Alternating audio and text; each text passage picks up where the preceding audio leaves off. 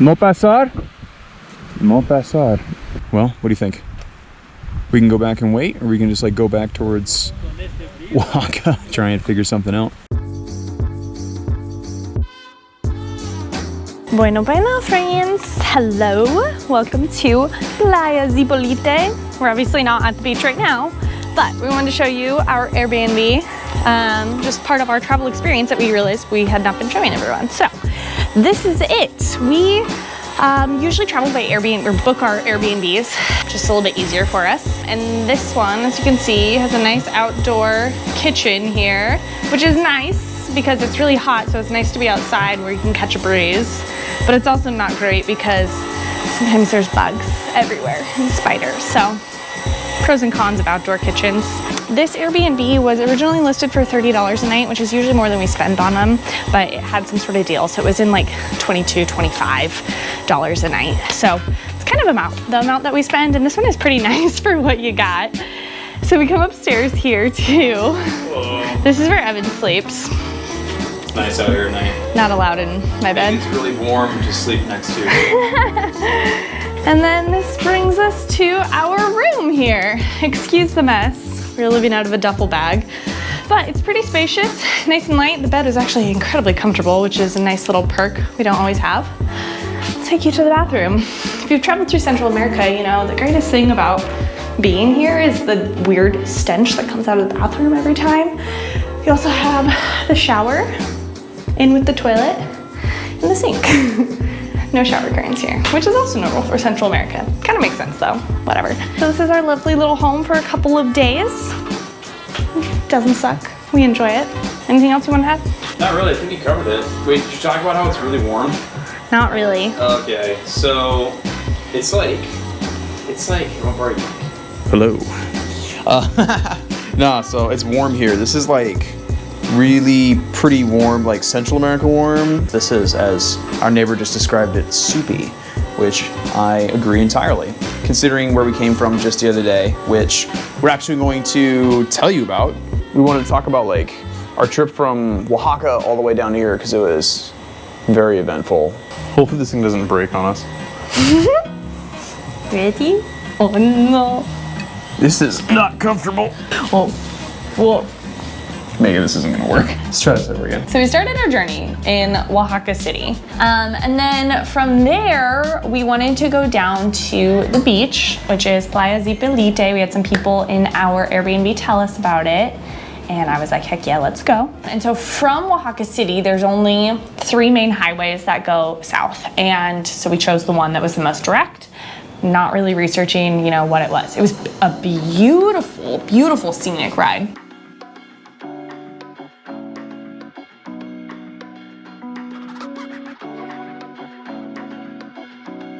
So we wanted to stop, it was about a 6-hour drive, so we decided to stop about midway, spend the night, so we didn't have to do all 6 hours in one day. So the first day we drove from Oaxaca City down to San Jose del Pacifico, which ended up being in the mountains.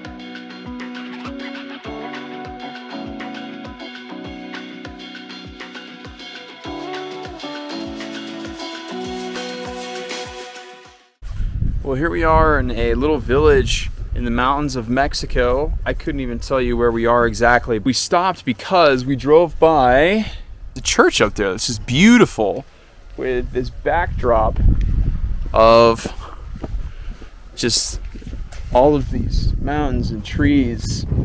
Well, it's interesting because when we did the Oaxaca or the Mezcal tour outside of Oaxaca City, they were saying that pretty much all of the wood that they use is pine because there's a lot of it up here in the mountains of Mexico, and mesquite that they traditionally use is endangered, so you can't use it as much. So all around us is pine trees. You can smell it everywhere. They're harvesting it to bring back down into the valley and sell.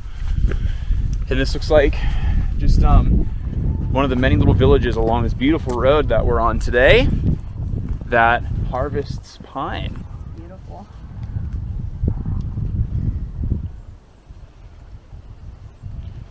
Just a random little village. The roads were really good. There was lots of topes, TOPES, which if you plan on driving through Mexico or you've driven through Mexico, you're going to get very familiar with topes. And topes are speed bumps. Speed bumps, yeah. Unmarked, they're everywhere. large.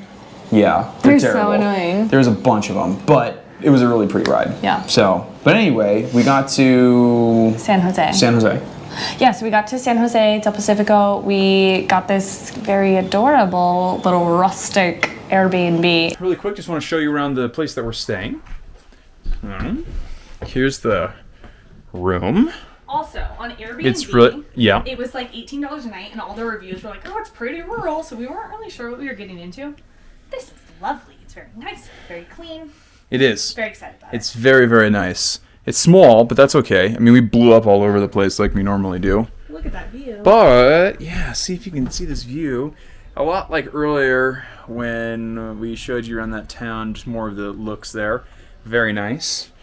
You've got a community bathroom situation going on, which is cool. But anyway, Megan and I went out to find some mezcal because we are in Oaxaca. And funny enough, we couldn't find anywhere that sold bottles. So we walked into a small tienda and we asked the lady if she had mezcal for sale. And she said yes, and she asked us how much, and we said 1 liter. So she dumped out an electrolyte bottle and then went out back and grabbed her own personal stash of mezcal out of like a plastic jug and poured it in there for us and sold it to us, which was really cool. So that was hilarious. And then also up here, there is a mirador, which is like a staircase up in the mountains, a 10-minute walk away. So we're going to head up there and bring our drinks with us and see if we can't get some sweet views. Here we are, mirador. And our pup companion. We made it up. Yes, we did. And it's beautiful, albeit terrifying. I don't know if you can tell from the camera, but this thing is wobbling. Shaken. And I hate it. Dog. Fred made it all the way to the top of us. Now to enjoy some mezcal at The top of the world. the top of the world, yep. Cheers. Cheers to the mirador. How is it? That's mezcal.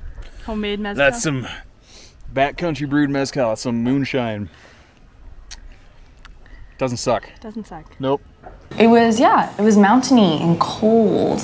Yeah, it was like 41 degrees. 41 degrees Yeah. at night and mostly during the day. Yeah, so then, next day we get up and we were planning on leaving and heading to the beach, which was another 3 hours of beautiful mountain riding. We were pretty excited about it. Yep. So we packed up our bike and hit the road.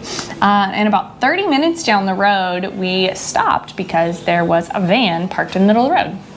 Yes. So there was a van parked in the middle of the road, and immediately I think we knew what was going on, which was it was a roadblock. And so far in Mexico, we haven't encountered any of these, but we knew that they were around, that people would just kind of like block off the road and just have this whole thing. So this being our first roadblock, we stopped and we talked to some people who were there trying to figure out what was going on, found out that they did this roadblock because, they're like fighting corruption, and they were in talks with people in Oaxaca City about some demands that they had, and they weren't going to lift this roadblock until the demands were met. Yeah. But their protest. yeah, it's like a protest. Citizen protest. So I was still thinking like, oh, maybe we can ride up there and like see what's going on. Maybe Yeah. they'll let a motorcycle pass, or maybe we can just like give them a couple bucks or whatever. But that was not the case.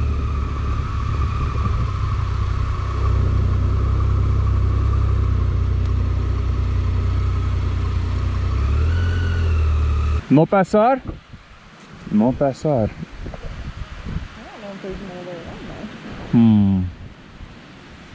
Yeah, they got a fire going and everything. Okay. I mean, I'll ask, I guess, again. Will you try?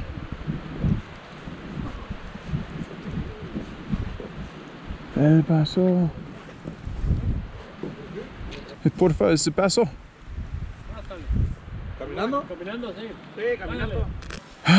Okay, well, we'll figure it out. Hola. ¿Va para un ratito, va? ¿Va para un ratito el bloqueo? Sí, como para 5 días.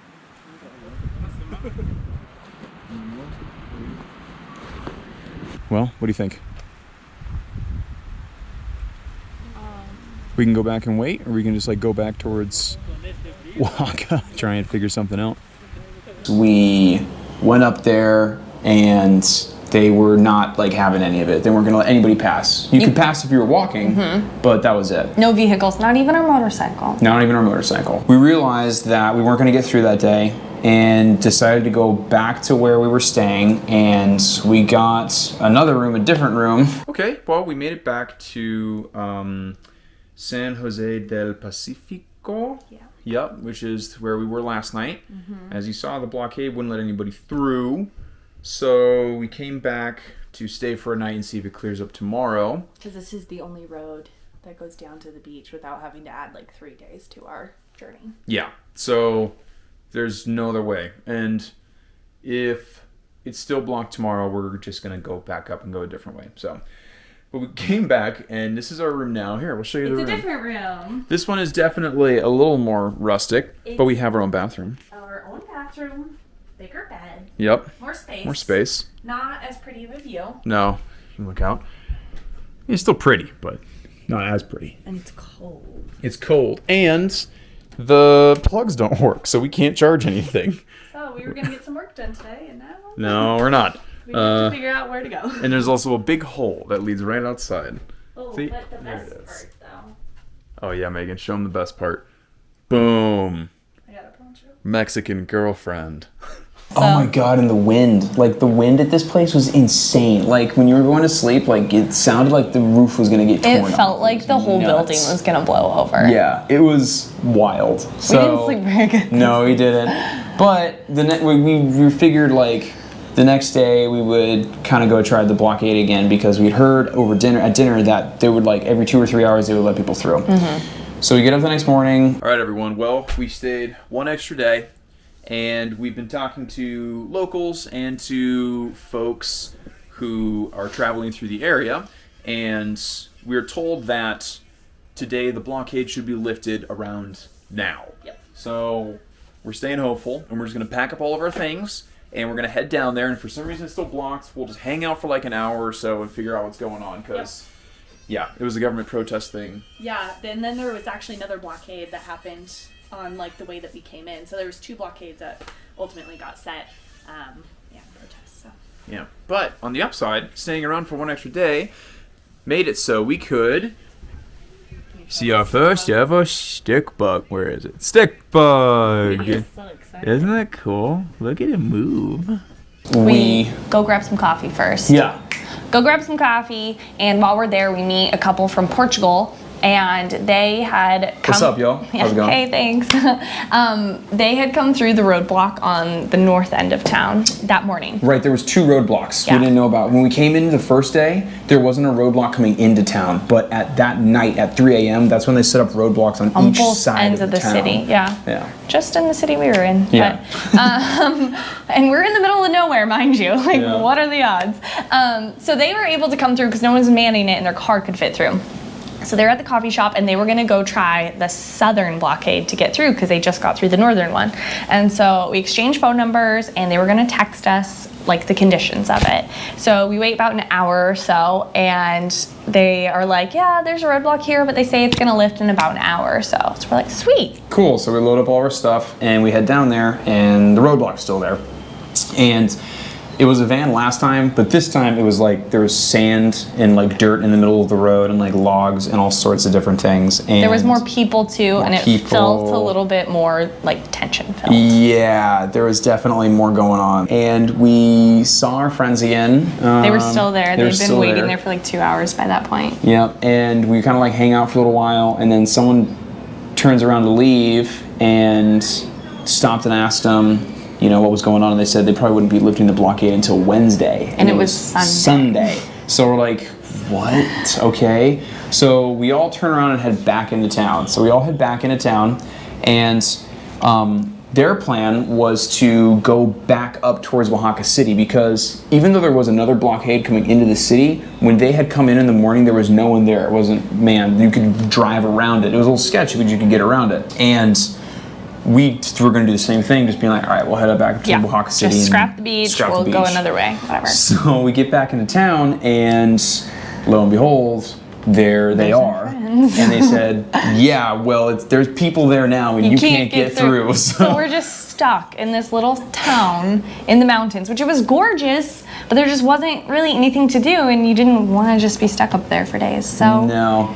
So luckily, they saw this guy who was on a motorcycle on the other side of the blockade. we were gonna go through that blockade, right? And then our friends that we met earlier said that you cannot pass through there. So then we started to look at Airbnbs again, see if we could just stay here. As we were about to, do that, a guy rolled up on his motorcycle who our new friends recognized on the other side of the blockade, and essentially he found a way around. And so in 1 hour, he's gonna go eat breakfast, and then he's gonna meet us back here with our friends from Portugal, and he's gonna take us through the secret route around the blockade. And I don't really know where it leads, but I don't care. So we're talking about a lot of blockades. The one that we all met up at is the blockade they were at for a while that we were going to do the south one we were going to go through. When they were there, they saw a guy on a motorcycle who couldn't get through. And then we went back to town after we couldn't get through. The guy on the motorcycle that they were separated by the blockade, he was in town suddenly. So they were like, how did you get here? How did you get around the blockade? Yeah, so they talked to him and he found this hidden dirt road route that leads around the blockade, and he was going to show us all out. And we were just like, cool. He was like, give me 1 hour, I'm gonna eat, and then we can go. And then we could go. All right, and this guy races motorcycles. He was a character. He was an interesting dude. So funny. Also very grateful for your help, Omar. Yeah, he's rad. At the end of an hour, it was Megan and I on the bike. God, I'm so sorry, guys. I forget your name. I'm just going to... Duarte and Felipe. Thank you. I think I said his name wrong. I'm sorry. Yeah. Our friends from Portugal. They were in front of us in a car, and then these two locals going... One dude showing another guy, all of us, where to go. So I think it was 45 minutes we went down this dirt road. I'll put in some of that footage here, but just in short, it was rocks and dirt, and there was a lot of streams, and it was not terrible. It was certainly doable. There was one point where the bike was sputtering around a lot when we went through because there was some big rocks in the streams, but besides that, it was fine. I think going into it, I don't know how you felt. We haven't really talked about this, but it was a little bit of PTSD from our day that our bike got stuck in the jungle. As soon as we started going down the bike road or the dirt road, I was like, okay, it's gonna be fine. They said a car can get through. If a car can get through, we can get through. It'll be fine. It'll be fine.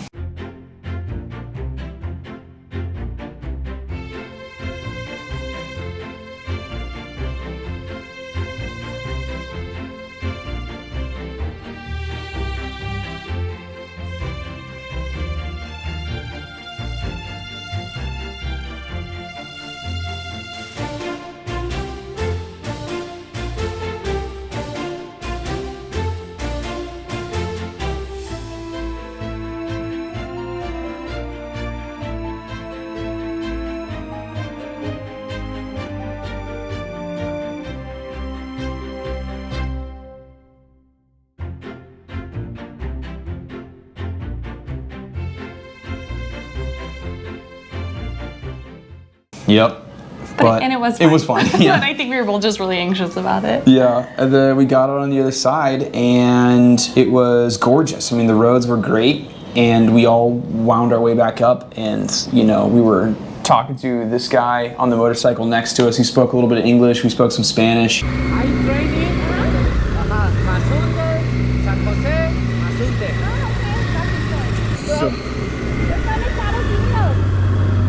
Desde Oregon a Alaska y retorno to Argentina. Beautiful. Ay, no, gracias. Gracias. I like it, the Kawasaki.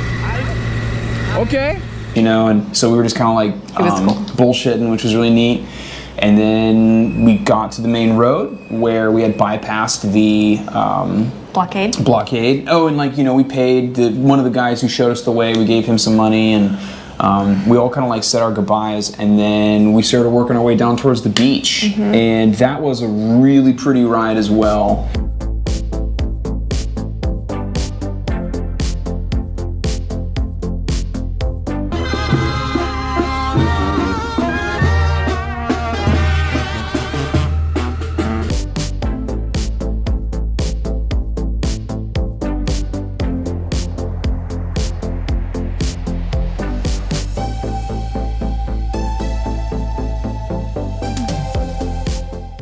And we felt just such a sense of relief of just like getting past all that. It was like desert to mountain, mountain to jungle, like jungle, tropical. like tropical. Yeah. And it's just like you go from like 41 degrees and like now it's like 90 and nuts. We woke up in 41 degrees yesterday, and then by the time we got here, it was 90 degrees. It was like 90 degrees. So like it was wild. Which if you've never ridden for like more than 3 hours in full motorcycle gear in 90 degree like tropic weather, it's like it's an experience. You sweat. But yeah, so the ride was great. We got here and what did we do? 30 minutes to sunset. Yeah. So Evan is such a trooper. He was just driving all day, and then I get here, I'm like, all right, drop the bags, let's go to the beach. Yeah, dude, she was I was really excited. So we ran to the beach, watched the sunset. It's a nude beach, by the way. So there's Lots of like naked tons of naked people. Like, not throwing any shade, but just like a lot of old naked men. It's always the old naked So if that's your thing,